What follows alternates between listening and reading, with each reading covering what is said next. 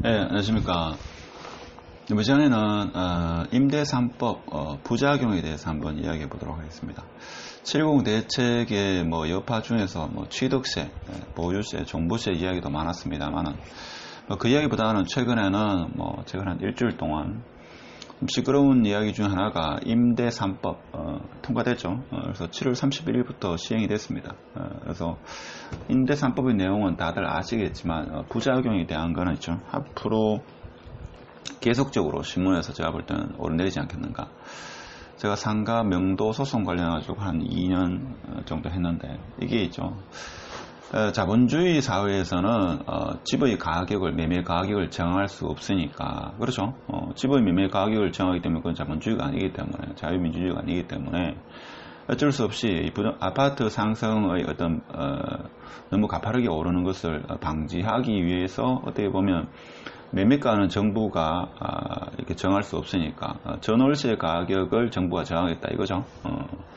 그래서 이렇게 되면 좋은데, 제가 알기로는 제 짧은 경험으로는 이 자본주의 사회에서는 뭡니까? 수요와 공급에 의해서 결정해야지만 그나마 좀 원만하게 돌아가지 않겠는가, 이런 시각을 가지고 있습니다. 제가 소송을 당한 입장이라 저도 의뢰 입장에서 소송을 당해봤는데, 지금 이게 이제 주택으로 있죠. 전이가 된 겁니다.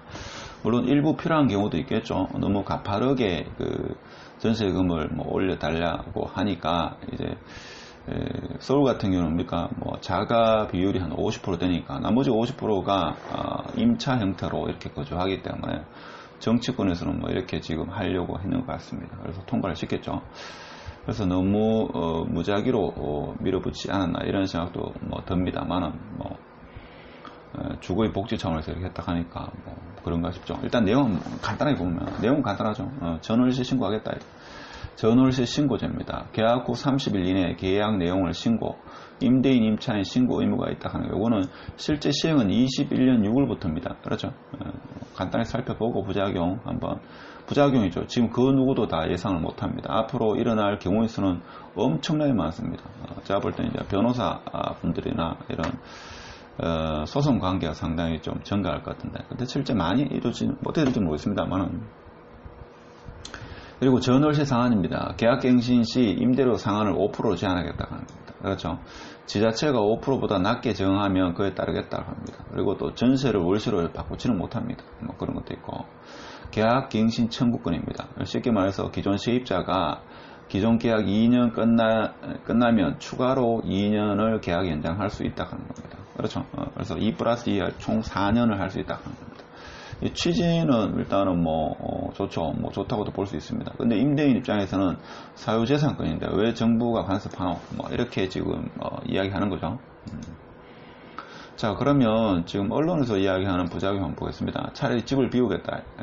수도권 전세 난민 속출한다. 제가 볼 때는 수도권도 그렇고 서울도 그렇고 지방 같은 경우도 핵심 지역 같은 경우에는 그렇게 될 겁니다. 그렇죠?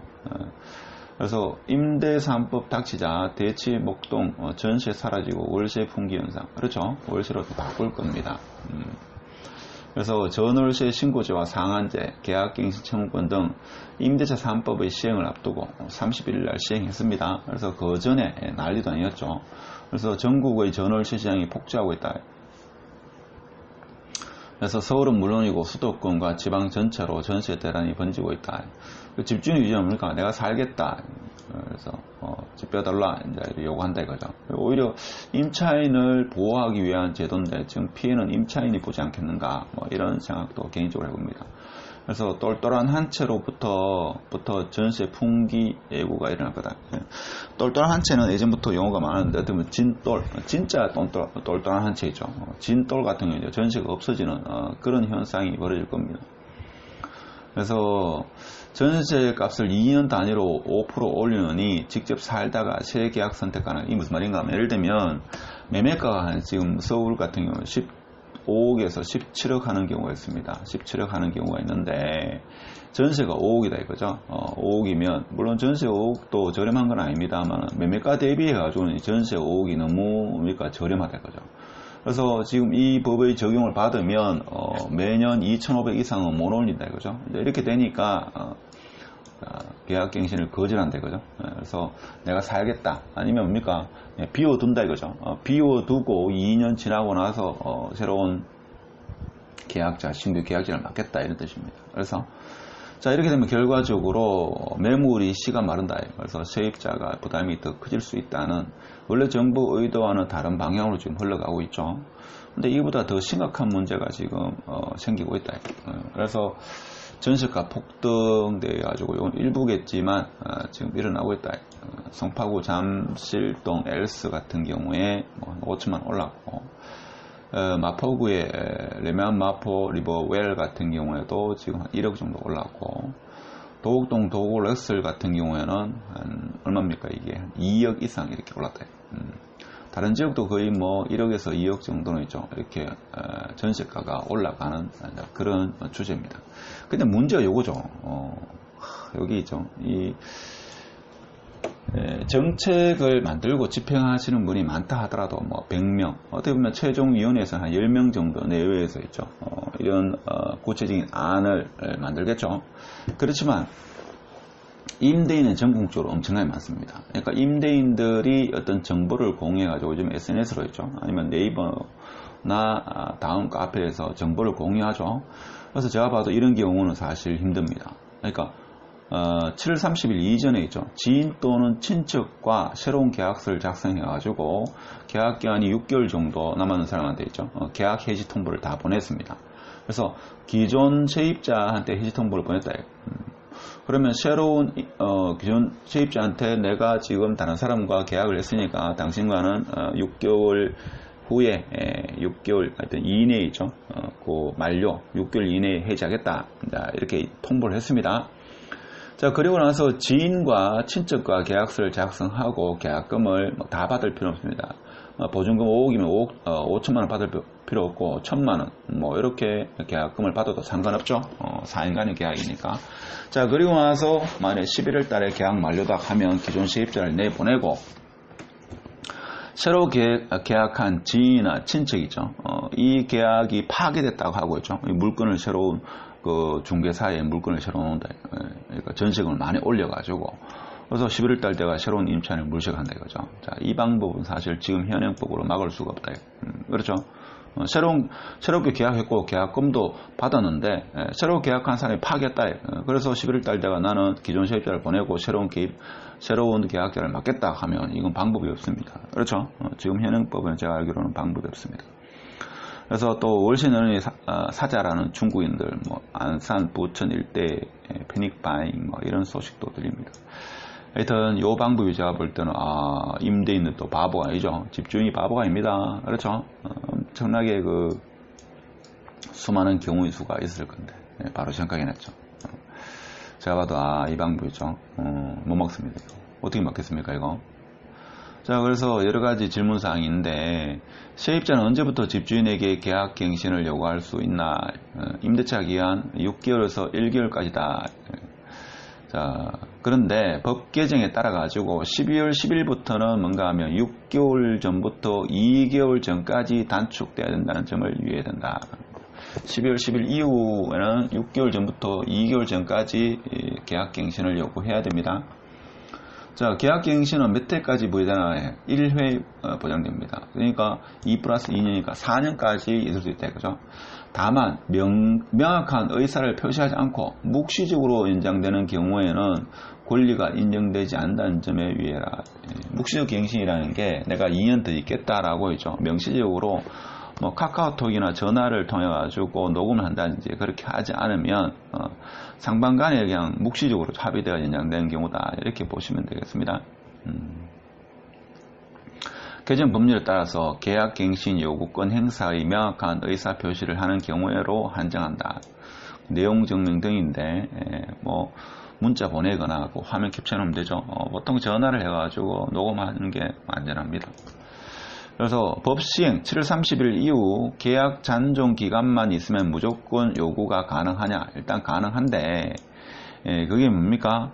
1개월 이상 남아야 됩니다. 그래서 1개월 이상 남은 상태에서 내가 계약 갱신을 하겠습니다. 이렇게 되면 주인은 거부할 수가 없다 이겁니다. 근데 7월 31일부터 8월 30일 사이에 계약이 만료되는 계약은 세입자의 권리가 인정되지 않는다. 이게 무슨 말입니까? 7월 31일 날 시행했기 때문에 8월 30일 날, 8월 15일 날 내가 뭡니까? 계약이 만료되는 경우에는 해당이 안 된다 이거죠. 계약 갱신이 안 됩니다. 주인이 나가라 하면 나가야 된다 이거죠. 한 달이 안 되니까 그 얘기입니다. 마지막에 부작용 정리 한번 해보겠습니다. 법 시행 이후에 계약 기간이 만료되는 경우 임대인이 계약 만료 6개월 전부터 1개월 전까지 기간이 갱신을 거절하고 제3자와 새로운 임대차 계약을 맺어도 임차인이 계약 갱신권을 행사할 수 있는지 일단 불가능하다. 무슨 말입니까 이게? 자, 이번 개정 법률은 존속 중인 계약에도 계약 갱신 요구권을 부여하되 법적 안정성을 위해서 제3자와 계약이 먼저 체결된 경우에는 예외적으로 갱신 요구권을 부여하지 않는 부칙 적용을 두고 있다. 자, 이렇게 해서 제가 이야기했는 게 뭔가 하면 7월 31일 이전에 뭔가 새로운 계약자와 계약을 맺었으니까 나가라 했을 때는 계약 갱신이 안 된다 이거죠. 다만 임대인은 법 시행 이전에 제3자와 계약을 체결했다는 사실을 명시적으로 입증할 수 있어야 된다. 뭐 임대차 계약서하고 돈 받았는 거 이렇게 보여주면 되죠. 그렇기 때문에 7월 31일 이전에 새로운 계약자와 계약을 맺은 경우에는 계약 갱신을 할 수 없다 하는 겁니다. 그렇죠? 선의 제3자도 보호해야 한다. 이런 원칙이죠. 자, 그리고 임대인이 갱신을 거절할 수 있는 경우에는 어떤 경우가 있는가? 쉽게 말하면 어렵게 생각하지 말고 임대인이죠. 자기가 들어와서 살아야 되겠다. 자기 부모님이나 자기 자식이 거기 들어와 살 거다. 이렇게 이야기하면 사실 거절할 수 있다 이거죠. 거절할 수 있다. 근데 그렇게 해놓고 나중이죠. 실제 거주하지 않게 되면 어떻게 되느냐? 손해배상을 청구할 수 있다 하는 겁니다. 손해배상은 계약 체결 시 임대인과 임차인 간에 합의된 금액이 우선이다 해야 되는데 사실 이게 쉽지가 않죠. 임차인이 좀 어린 상황인데 이 금액을 합의할 수 있겠습니까? 그래서 이게 법과 현실의 차이점인 겁니다. 그렇죠? 금액을 많이 요구하는 사람하고 임대인이 계약을 안 하겠죠. 단 합의가 이루어지지 않을 경우 법정 손해배상 예정액 중 가장 큰 금액을 한다 하는 것도 하는데 이게 있죠. 현실적으로 임차인들이죠. 이 소송 한 번이라도 해보면 있죠. 직장생활 못합니다. 자, 이런 상황에서 제가 볼 때는 웬만해서는 소송으로 이어지지 않습니다. 물론 법을 조금 아시거나 이런 분은 하겠지만 그래서 제가 볼 때는 지자체에서 있죠. 이 조정위원회에 뭐 이렇게 진정이나 요구는 할 수 있겠죠. 그 정도 선이지. 이거 돈 몇백만 원 더 받으라고 임차인이 소송하는 경우는 그렇게 많지 않을 겁니다. 액수가 크면 이제 이래도 되겠죠. 근데 또 어떤 경우가 생각할 수 있는가 하면 집주인이 계약갱신 청구권을 행사한 임차인이 거주주택을 매도할 수 없나? 이거 무슨 말인가 하면 임차인이 살고 있는 집을 집주인이 매도할 수 없나? 당연히 매도할 수 있겠죠. 매도 못하게 되면 이게 진짜 자본주의 가해죠. 계약갱신을 요구했다 하더라도 집주인은 언제든지 집을 팔 수가 있다. 그럼 당연한 거죠. 자, 이런 경우입니다. 자, 그래서 부작용 크게 봐서 제가 볼 때는 지금 부작용 앞으로 수없이 많이 일어날 건데 일단 임대인이 뭡니까? 전세 대출 동의를 안 할 겁니다. 지금 현재 전세 대출이 되어 있으면 괜찮은데 향후에 계약갱신 요구를 해가지고 2년 더 플러스 연장할 때 집주인이 동일한 금액으로 했을 경우에는 집주인이 은행으로부터 전세 대출 동의를 할 필요가 없습니다만은 정액을 했을 경우에는 집주인의 동의를 받아야 됩니다. 근데 집주인이 동의를 안 해주면 뭡니까? 동의를 안 해주면 세입자가 나가야 되겠죠. 그러니까 지금 집주인이 이제 공부를 많이 할 겁니다. 그렇죠? 집주인들끼리 이제 정보를 공유할 겁니다. 이런 경우에는 임차인이 내보낼 수 있다라고 했죠. 법의 그 사각지대를 이용할 겁니다. 그래서 현금 많은 임차인만 구하겠다. 그렇죠? 그렇다 보니까 이제 전세 대란이 일어날 거다. 저는 그런 생각을 합니다. 그래서 핵심 요지 같은 경우는 전세 구하기가 쉽지 않다. 그죠? 반전세나 월세가 상당히 많아질 겁니다. 지금 은행 이자가 아주 귀하죠. 그래서 심지어 상가 같은 경우에도 그 대출 금리가 2.3%입니다. 그렇다 보니까 전세를 받는 것보다는 차라리 융자를 내가지고 있죠. 전세금을 돌려주고 월세로 전환하겠죠. 전할 겁니다. 그래서 임차인을 추방하는 방법을 찾는 집주인들이 이제 정보를 공유할 겁니다. 뭐 흥신소나 이런 것을 동원해가지고 있죠. 뭐 방법도 구할 거고. 그래서 분쟁, 조정이 제가 볼 때는 급증할 것이다. 저는 그런 생각합니다. 그래서 어떻게 보면 이게 자본주의 사회에서 집의 가격을 정부가 정할 수 없으니까 차선책으로 전세 월세 가격을 정부가 정하겠다 이거죠. 이렇게 되면 이제 자본주의 좀 건강이 흐트러질 수도 있다라는 일부의 의견도 있고, 임차인을 좀 보호해야 된다. 너무나 이 가파르게 올라가기 때문에 좀 보호해야 된다. 뭐 둘 다의 주장은 있습니다만은 이게 부동산 가격을 정부가 정할 수 없으니까 차선책으로 이제 이걸 선택한 것 같은데, 이 임차인을 보호하고자 하는 그런 취지는 좋은데, 과연 이 피해는 누구한테 갈 것인가? 이런 것은 어떻습니까? 제가 볼 때는 이 피해는 있죠. 임차인한테 피해가 갈 겁니다. 이게. 그렇죠? 이 자본주의가 유지되는 이상은 이 피해는 임차인한테 갈 것이다. 저는 그렇게 생각합니다. 제가 좀 그런 쪽에 당해봤기 때문에, 임차인이 아무래도 있죠. 자본주의 사회에서는 임차인이 가지지 못한 자가 최종적인 피해를 봅니다. 그래서 향후 일어날 수 있는 부작용 이외에도 앞으로 엄청나게 좀 많이 일어날 겁니다. 그러니까 주택을 어떻게 보면 상가처럼 있죠. 이렇게 지금 해놓은 상태이기 때문에 제가 볼 때는 이 앞으로 있죠. 집이 없는 사람이 더 힘들어지는 세상이 오지 않겠는가, 이런 참 안타까운 제 짧은 경험으로 그런 생각을 해봅니다.